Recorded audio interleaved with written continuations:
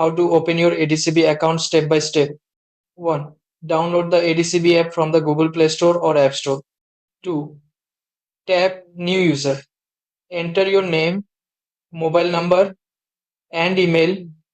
Agree to terms and verify with OTP. 3. Choose your account type. Current account with a checkbook or savings account earns interest. 4. Select conventional or Islamic. Then fill in your employment info, monthly income, and expenses. 5. Verify your identity. Scan your passport, Emirates ID, front and back, selfie, and signature. 6.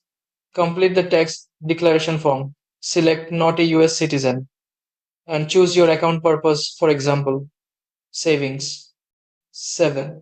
If you want a debit card, tick the box and choose delivery to your home or branch pickup card arrives in 72 hours. 8. Review all your details and submit.